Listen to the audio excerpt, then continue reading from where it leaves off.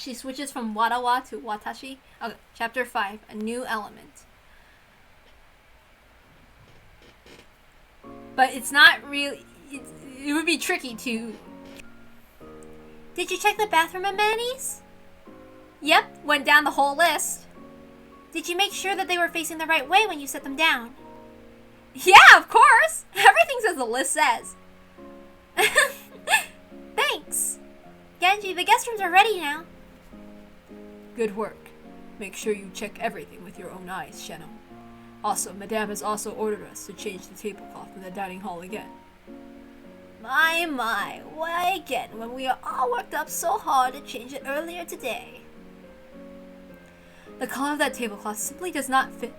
Once I saw it against the backdrop of the room, I could see it matched terribly. We should use a different tablecloth. Oh, and did you make sure to clean the chandelier in the parlor? I don't want Ava looking up and saying, "Oh, is that dust?" and even a spider web again. Oh my god! I'm sorry. She cares so much about what she thinks. Okay. Do not worry. It has already been carefully cleaned and checked. I will now perform a final check on everything myself. Is that so? Very well. I will also check everything over at the very end. Shannon, take the young servants and prepare a new tablecloth. Try to find something white, with a bit more of a clean feeling. Yes, as you wish. Natsuki was even more high-strung than normal and walked about barking orders here and there. Even though the sky was beginning to get dark, the servants moved hurriedly about. Tomorrow is the annual family conference. It isn't particularly rare for each of the individual families to visit the island, but this is the only time that they all come together. It was the most important day of the year for both the Ushiromiya family and Rokkenjima. Natsuyu was short-tempered on top of being high-strung, kept ordering the servants to redo this or that since it didn't really look good after all. This would keep them going until late into the night. Now that Sha had many years of experience and Natsuyu had put her foot in the position of responsibility, she was called over many times to have strict orders showered on her. So when Sha finishes her shower and laid down the bed in the servant waiting room, she fell asleep almost immediately.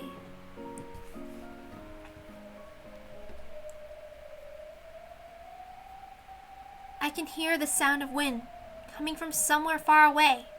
It's a bit different from the sound outside a room would make. It's almost as though I'm sitting in a deck chair in the rose garden, turning over in my sleep with a feel of the wind in my hair. That's right, the feel.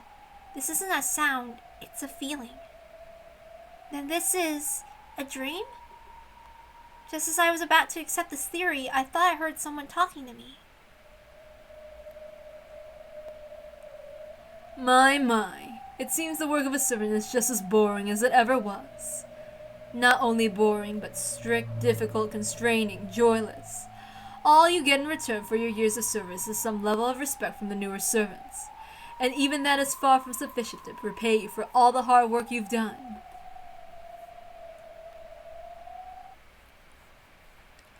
Why do you not tire of this life? Huh? Who? She wasn't just imagining someone talking to her. She was shocked to find it was real. When Sharon opened her eyes, she gulped.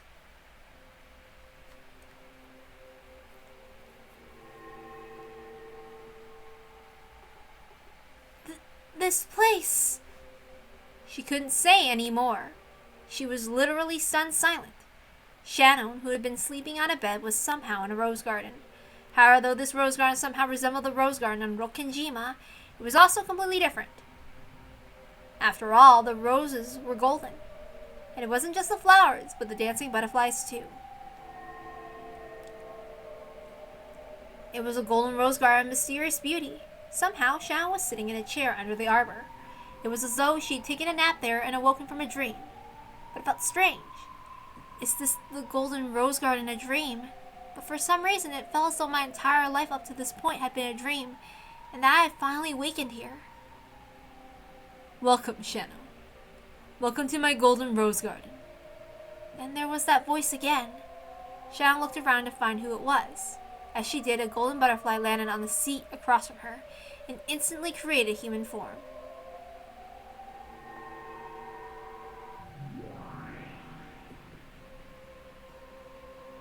It has been quite some time, Shannon. Have you been well? Of course I know you have been.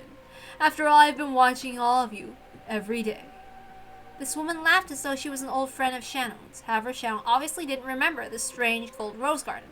She didn't remember this person's face either. Indeed. You no longer remember me, do you? Have I forgotten about you? If so, please forgive me. There is no need to apologize. I made you that way, so it is no sin of yours. Let me introduce myself. I am the Golden Witch, Beatrice. Beatrice, the benefactor of the Shiromiya family whom the masters always speak of? Not that Beatrice. I am the Golden Witch, the one who rules over Rokenjima's night. I am the other master of the mansion, the one you always pay homage to. You are Beatrice.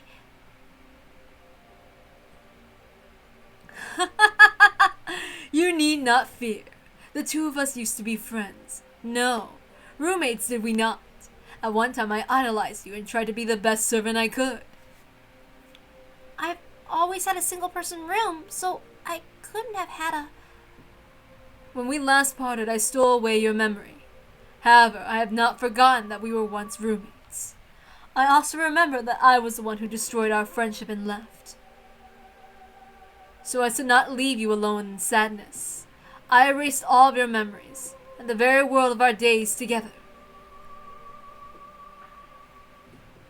You do not need to understand, but believe this. I have not called you here to do harm. Isn't this inside one of my dreams? You may think of it that way. Strictly speaking, I beckoned your soul to my garden while you were sleeping, to invite you to be a resident of this world. Beatrice snapped her fingers, and a storm of gold fireflies all rose up around the rose garden. As the cloud of butterflies danced over the table, a gorgeous tea set appeared. There were teacups and a teapot more elegant than even those used by the Ushinomiya family. The tea was filled to the brim and had a sweet rose scent, one which Shannon had never smelled before. Before there was even time to be amazed by that scent, butterflies started gathering one by one on the table, and a tea stand sprouted right out of it. It was like watching a magical mushroom in a fairy tale kingdom grow out of the ground. It was a many-layered tea stand filled with beautiful cakes like edible jewels. Of course, there were also several lovely light brown scones. The honey truly was golden honey, with bits of gold leaf dancing through it. It seems the Ushinomiya family holds tea parties from time to time, but those cannot compare to mine. Incredible! I've never seen anything like this. Even if you did, it would only have been as a waitress. You are my friend. I need no waitress. After all, I am a witch. That is more than enough. Come, do not be shy. Stuff yourself to your heart's content.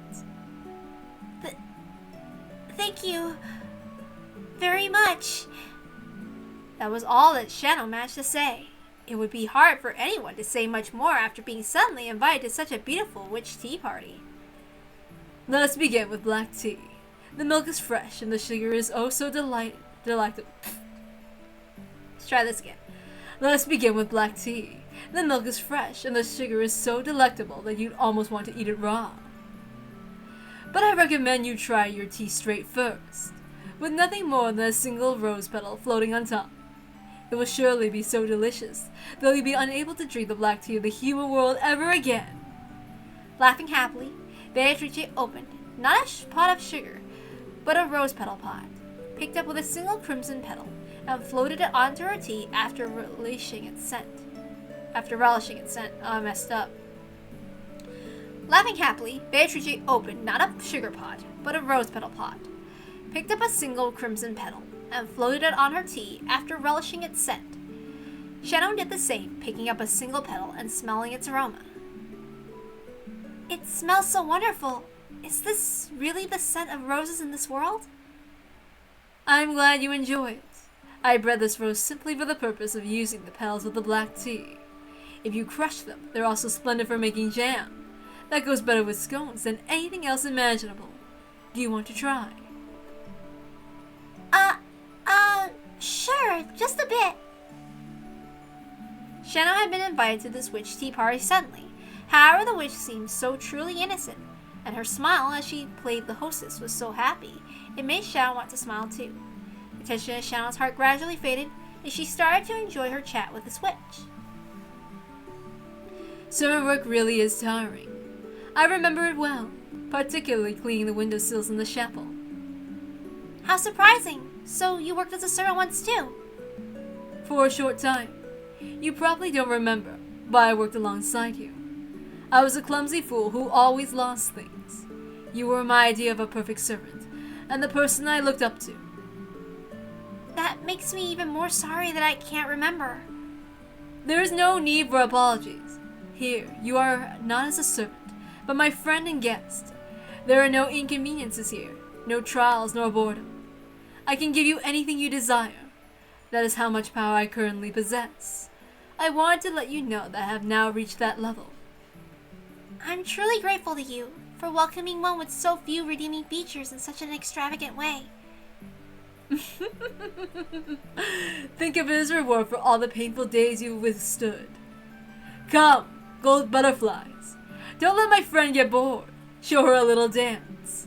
When you have tired of that, allow me to call the band to perform any song you would like. When you have tired of that, my refined familiars will show you some conjuring tricks. Fear not, for time is endless here, and I can grant your wishes endlessly. My tea party has no end.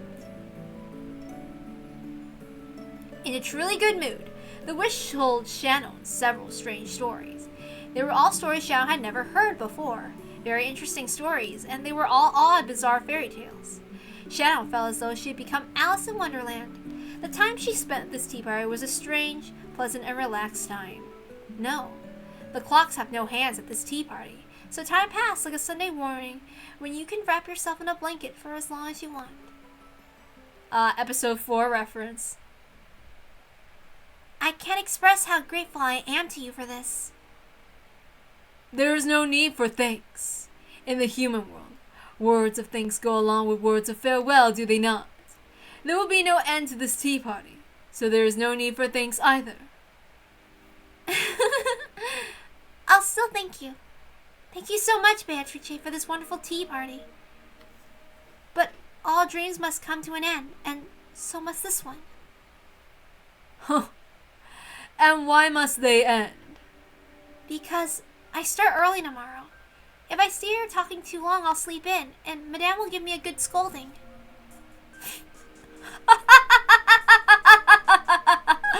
Why so anxious to return to the world of that short-tempered Natsuhi?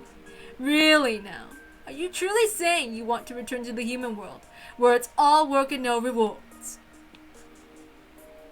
But I am human. I can't impose myself on you forever. Shannon, it seems that you do not understand. I invited you here, but I have no desire to chase you away again. Here time is eternal. You are not obligated to say farewell, not ever. I will never tire of enjoying tea with you. On the contrary, it's quite agreeable to have you here to talk to. I'm grateful for your words, but I am a human. I must return to my own world. Why do you want to return to that colorless world, where you waste all your time with school and your job, and the family works you to the bone? Despite all that, it's still my world. Shannon, does that sort of world really need to be yours? Let me be honest with you. Shannon, I didn't just invite you here. I came to take you home. Take me home? Once I tried to become a good servant like you. Then I became fascinated by witches. I became one myself, learning all the pleasures of magic. And now I have come to take you home. Beatrice spoke quietly and slowly rose from her seat. Shannon, the world of witches is truly more fun than being a servant. This tea party is nothing more than a mere welcoming party for an old friend. We can hold as many fun festivities as we desire. That is the endless, the eternal. Now that this golden rose garden has been completed, I have reached my goal. This place is paradise. Yes, let us call it the golden paradise. Now that it has been completed, I have come to welcome you in. There is no need for any inconveniences, any perseverance or hard work. Here, you and I can enjoy ourselves for all eternity. It will be like a never-ending fairy tale. I'm truly grateful for your splendid proposal. However, I need to go back to my original world. Why? Because this isn't my world. I acknowledge it. This is not the world you have lived in until now. That is why I invited you here. From this point forth, this will be our world. You are no longer a guest. You're the second master of this world. You need to show no restraint for my sake. We'll just live in this endless world like we once lived as roommates. I regret that I have no memory of that time. However, I'll have to turn down your invitation. Why? What responsibility forces you to return to the world of humans? True, the world of humans, or the world of servants, is busy all the time. Madame is strict and high-strung and has a short temper. It'd be a lie if I said the everyday chores weren't a pain, and having to balance work with school makes it even harder. Beatrice had watched over Shannon's painful days the whole time. She had seen those constantly tired shoulders heave and a sigh over and over. That was why she had invited Shannon here, to this golden paradise. She had tried to give Shannon a perfect welcome, to truly make her happy. So why had Shannon selected her original world over this one? Beatrice was overcome with shock and completely unable to understand. I've given you the perfect welcome to this paradise, and the days to follow will be even more fun. So since you still choose the human world over all of that, do you find something there that is even more fun than the pleasure of witches? That's right. There are things in the human world that are even more fun than magic. Absurd. That cannot be. Yes, it's true. Shannon's expression was soft. However, her words were firm. There was something wonderfully fascinating in the human world. That is something apparently not in this paradise, where everything is supposedly just as they wanted it. Absurd. I don't understand.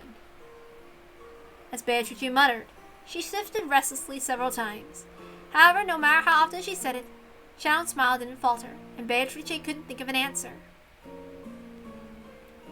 In that case, it's time for me to leave. Your tea was delicious. I don't understand. I'm the Great Golden Witch, the one who can have anything endlessly.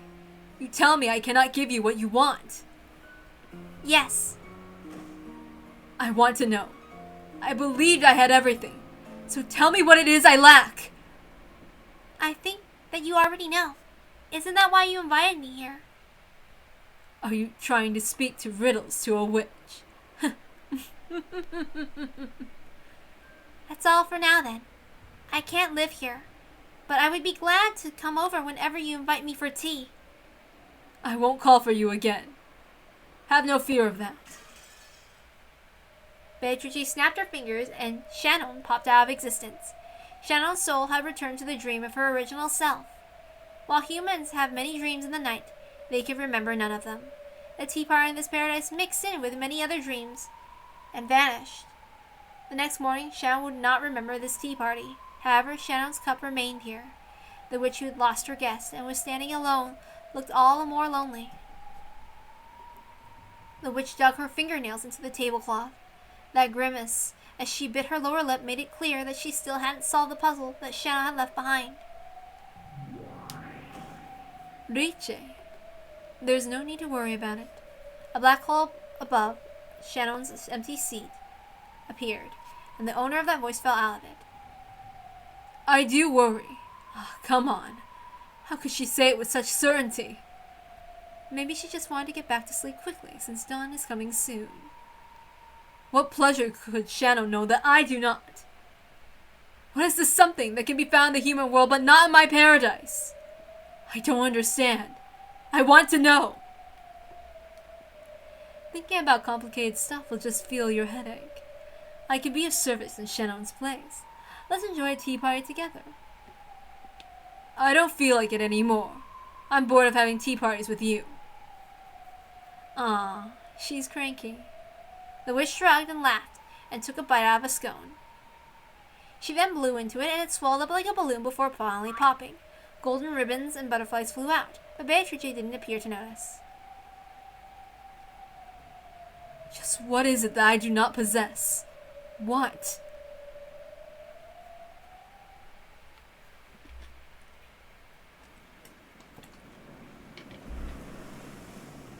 I don't know. Honestly, I can't relate.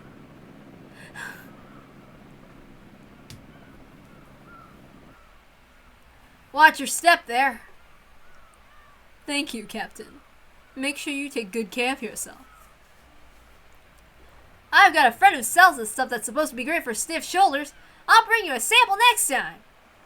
Oh, no need to trouble yourself, but thanks for caring. Hey, brats. How long are you gonna mess around up there? Let's go. Hey, Maria. Come down. Hey, Maria. Come off the boat. Why am I messing up? Hey, Maria. Come down off the boat with Mama. Maria, who Rosa led by the hand, was still too young for kindergarten. However, she seemed to notice her cousins, whom she rarely ever saw, were playing all around her, and she was very excited. Bowler and George had the energy of middle school or nearly middle school kids. Those two, along with Jessica, who had met them on Nijima, were clambering about on the boat. You okay, Asumu? You really don't like riding things, do you? Rudolph lent an arm to his wife, Asumu. Welcome to Rokenjima.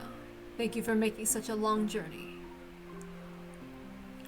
The whole family had gathered for the conference. At this point in time, Rudolph's wife was still Asumu, and Angie hadn't been born.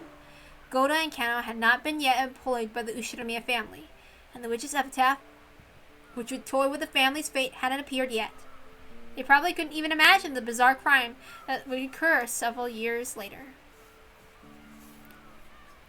Okay, just give me a moment. I need to shift my laptop. And I have to shift a couple of things.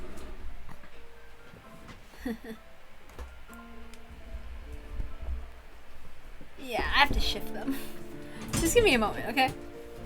I have my reasons. Oh, crap.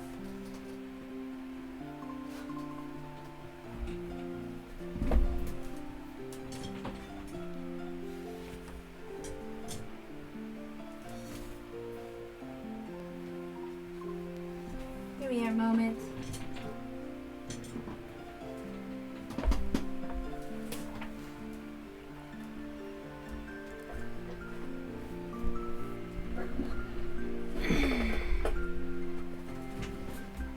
Ugh. Sheesh, okay.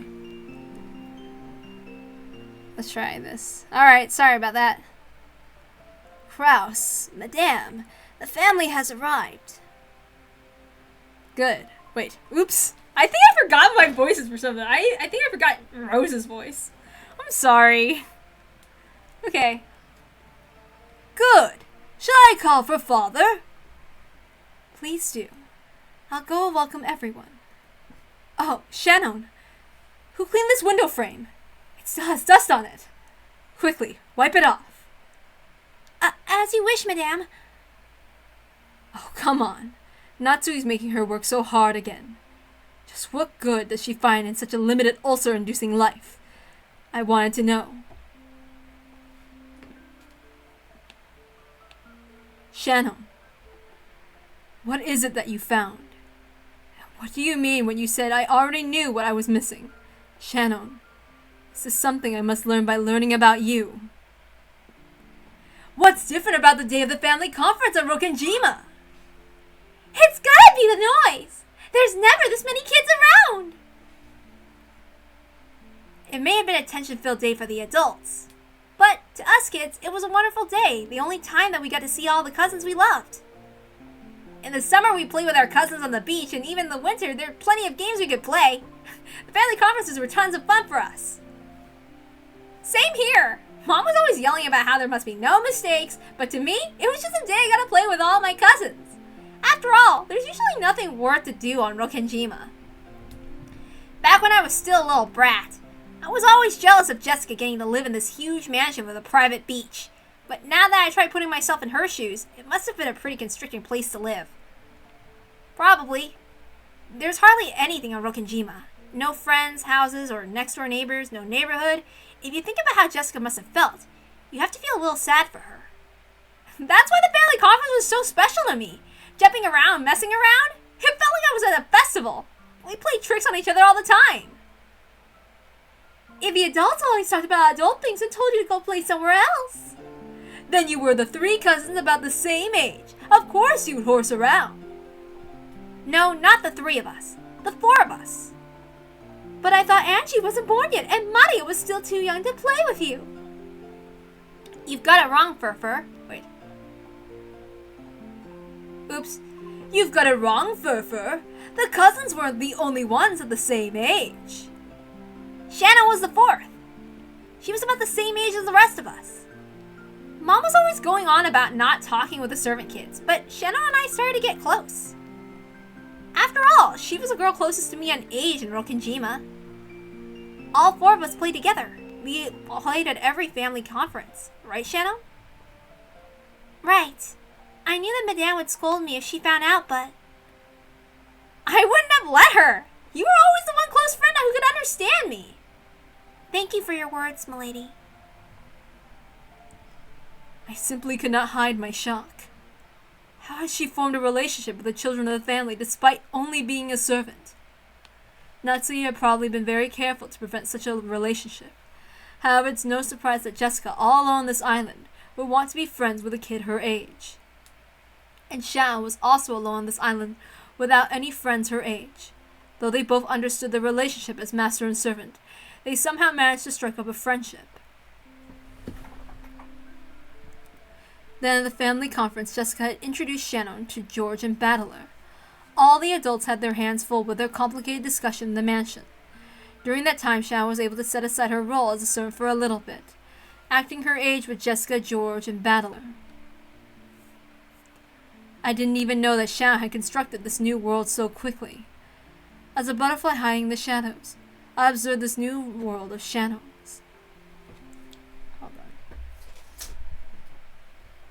on. Just a little more. Sorry about that. That day we all ran around the rose garden and the beach. Just running around playing was a blast. Yep, those were the only times that Shannon smiled like a girl her age. I might have gotten a bit carried away. It's embarrassing. Balor's insanely huge now, but back then, Shannon and I were both taller and stronger than him. I just grew slowly back then. They say that those who start late end up the tallest. Yeah, totally. Back then, your chest was nothing like this, right? That's not true. Shannon already had plenty of womanly charm back then, right? Who knows? What the hell do you mean womanly charm, you perv?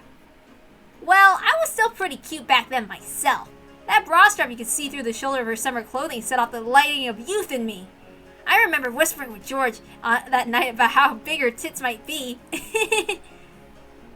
Is this true, George? I believe there has been some sort of misunderstanding. I'll remember lecturing him as the more older and knowledgeable cousin about the differences between how boys and girls grow. And so, rather dirty talk between cousins late at night, it was instead a sign of a healthy growth, and, yeah, I remember all of us cousins talking about stuff like that until midnight. About how apparently someone in the next class had kissed someone else, or how you held hands with a girl you liked at summer camp, and about so-and-so who you thought probably liked you, stuff like that. Damn it, it's so embarrassing, it makes me shiver. Isn't that nice? Another sweet page in the book of adolescence. The most pure love comes when boys and girls first start noticing each other. That simple, pure desire just to be around someone of the opposite sex, the noble first loves.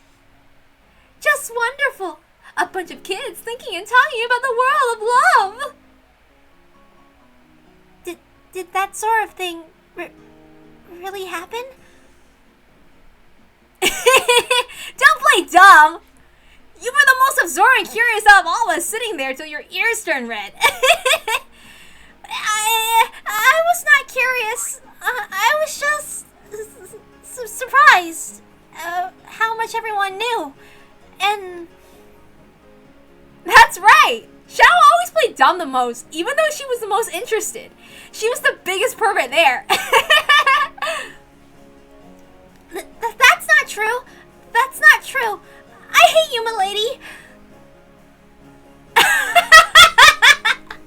Yeah, it was always like this. In the day, we'd run around like kids, and at night, we'd hug our pillows and talk about secret stuff. Looking back on all of it now, it really brings back some fond memories.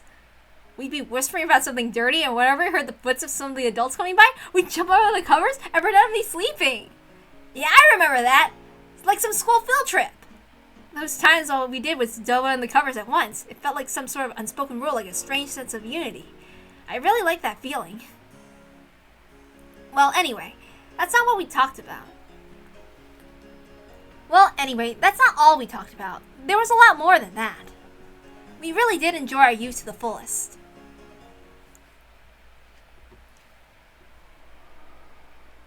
And what is this?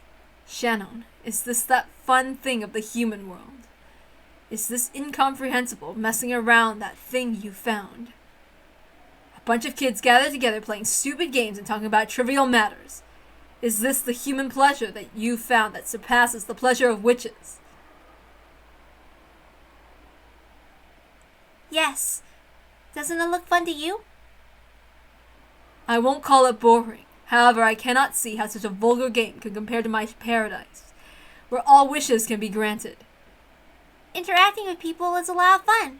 Of course, I also think your world is fun, but even so, I choose this world. I don't understand. I don't understand at all.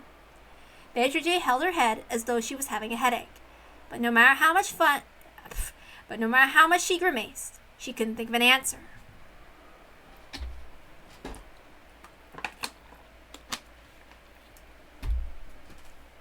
Tell me, what is it that you found within this vulgar playing? Do you want to know? I do!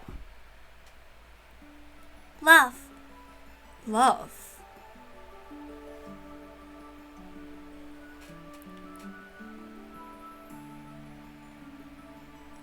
Here, it's the Queen book I promised. Thank you very much. I'd be happy to borrow it. That's okay, you can keep it, Shano. I've already read it. But I can't accept this.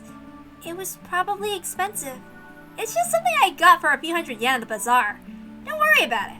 I'd rather you read it quickly so we can talk about it. It's fun to talk about this sort of stuff with you, Shano. Yes, it's fun for me too. It's much more fun to read mystery novels with two instead of alone. I like talking about it and imagining all kinds of things. With mystery novels, reading's only half the fun. My theory is that you can only really enjoy it when you talk to other people who've read it too. Our relationship began when we realized we both read mystery novels. We were both surprised and very interested to find that the other not only read a ton of mystery novels, but read them very thoroughly. Ever since then, it's been like this. Separate from the games we played with all the cousins, the two of us met together for some time alone. At first, it was like a sort of contest to see who knew more than the other. However, eventually, this turned into respect for how much the other had read and how deeply they were able to think about it.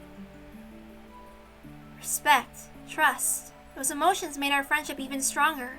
Of course, all that had still fallen within the category of friendship, but we were still slightly aware of the fact that the other was of the opposite sex, making it for a relationship that was charming or youthful, or maybe you could call it exciting. However, we were still at that age where calling us young men and women would probably be a bit too gracious. Of course, we didn't know a thing about love, so we couldn't understand that exciting feeling in our chest, both bitter and sweet, that we only felt when we were alone together. However, we realized that there was some unknown emotion hidden behind that feeling, and as our hearts raced, we had our hands upon the door. That was the exciting age we were at, so at some point our discussions about mystery novels became just an excuse for us meeting alone. There aren't many mystery novels that care much about Let's try that again. There aren't many mystery novels that care much about the why done it. The why done it? You mean the culprit's motive? Yeah! There are 3 points you need to figure out in a mystery novel. The who done it, and the how done it, and the why done it. A lot of mysteries deal with the first 2, but surprisingly few worry about the final one. Well, I know about how many works that take great care to have the culprit confess his motive for... Oops. Let's try that again.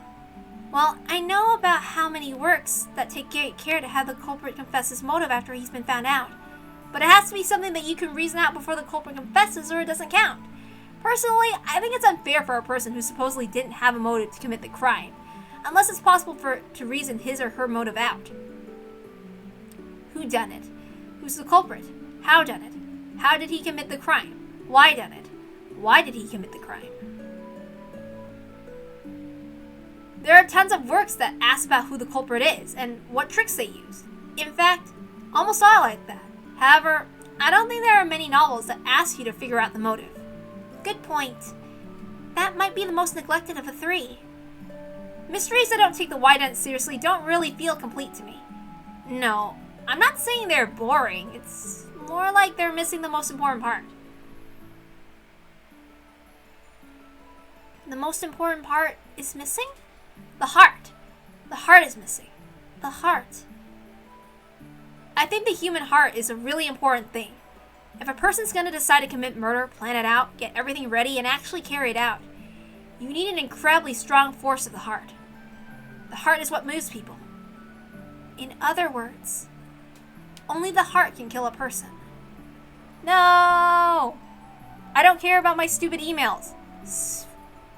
Another dumb spam email. Let's try again.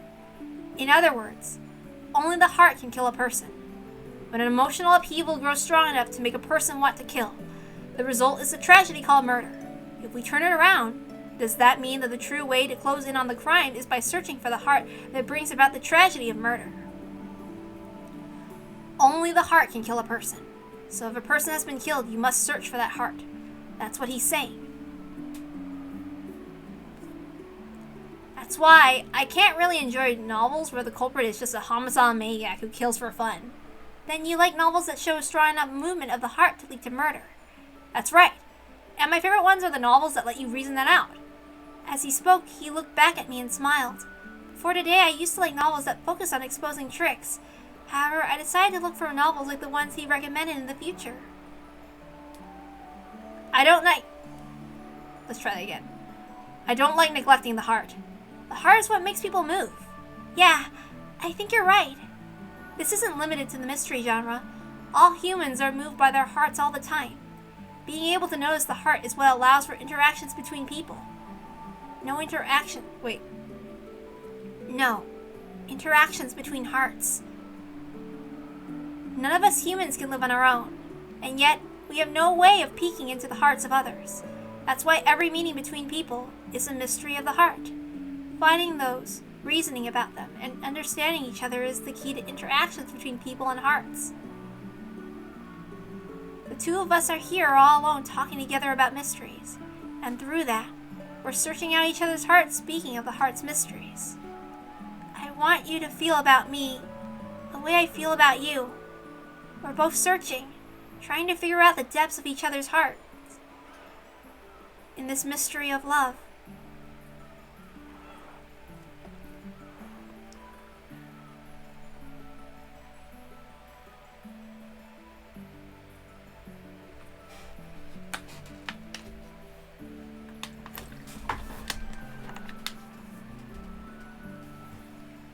Look how late it's gotten. I wonder if Aniki and the others are waiting for us. Yeah, we should probably go back soon. Time seems to fly by when I'm talking with you, Shannon. He seemed to be speaking the words of my heart. We were thinking the same thing, so the same words came out. I wish we could talk together like this forever. I hate clocks. Same here. Talking about stuff with you is the most part about coming to Rokenjima. When I saw that his smiling eyes were looking right at me, I turned away. I couldn't let him see me suddenly turn red. If only I could leave this place, I'd be able to read so much more. The bookshop on Nijime that I go and the bookshop he goes to in the city are on completely different scales. The book exchange between the 2 of us had become completely one-sided, with him giving me all the books.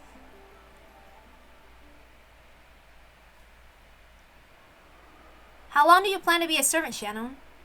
I don't know. If someday you decide to quit, if I do, come over to my place. He said it almost carelessly. Maybe he was a bit embarrassed since he laughed weakly and blushed a little. And then we won't need to worry about time running out anymore. That's right. We could be together as long as we wanted. The little secret dates on this island only happen a few times a year, and yet, even when they did happen, it was only for a short, uncertain period of time. It wouldn't work over the phone or with letters. We can only talk about mystery when we're staying together like this. I know that day'll come someday.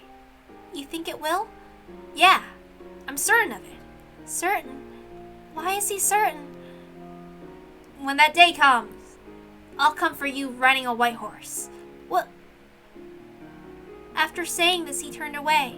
He was probably too proud to show me his blushing cheeks, but even without seeing, I knew what his face looked like.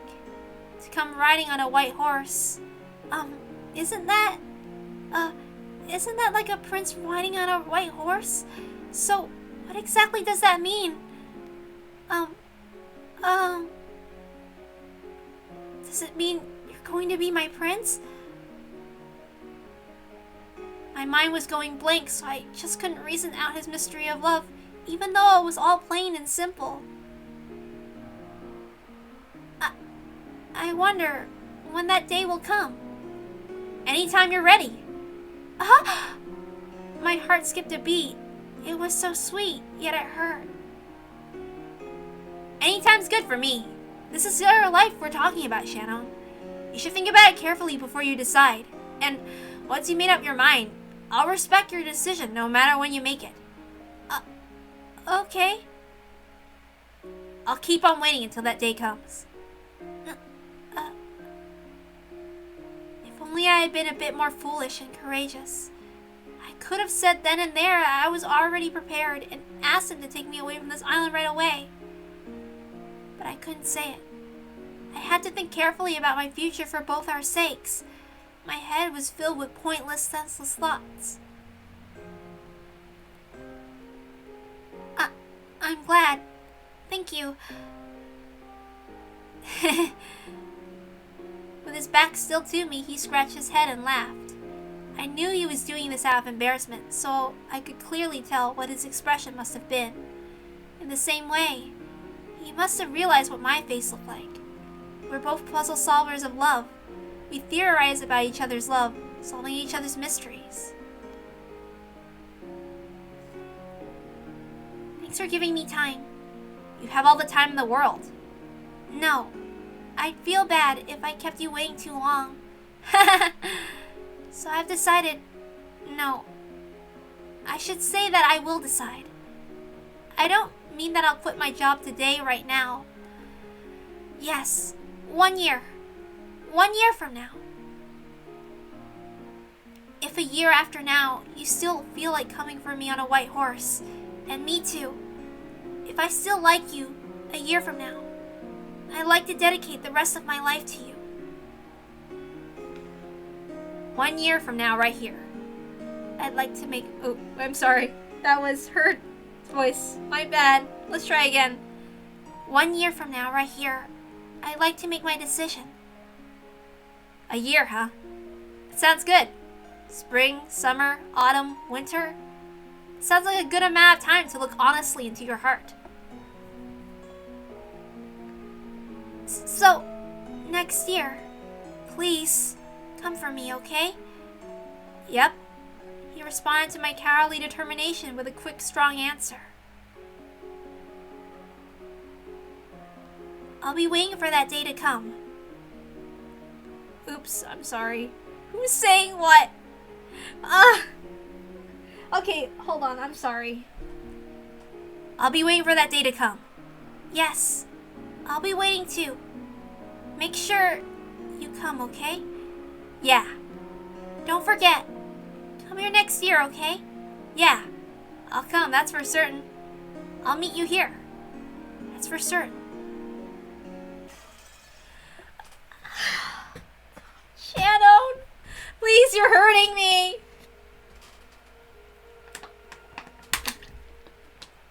I'm crying. My eyes sting and hurt.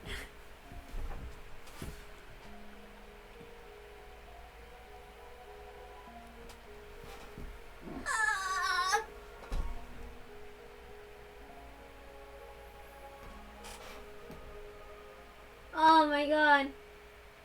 We haven't even gotten to that point, and it's so painful.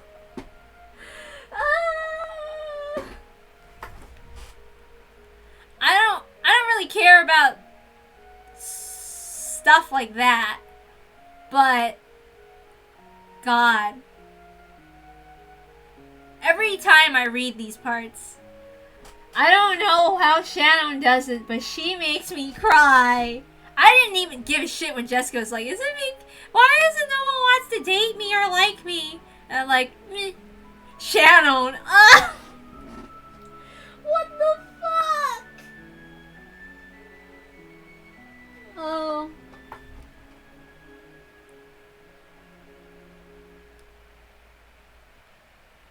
Well, I should read this tomorrow. Yeah.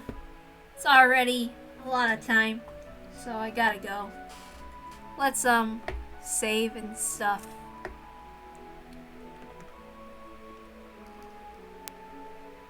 So let's see. We're there? Okay.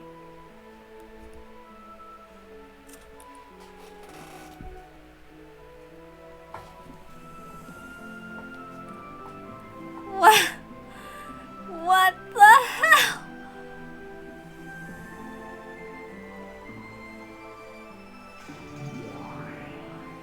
I'm not even at that part yet. But, oh.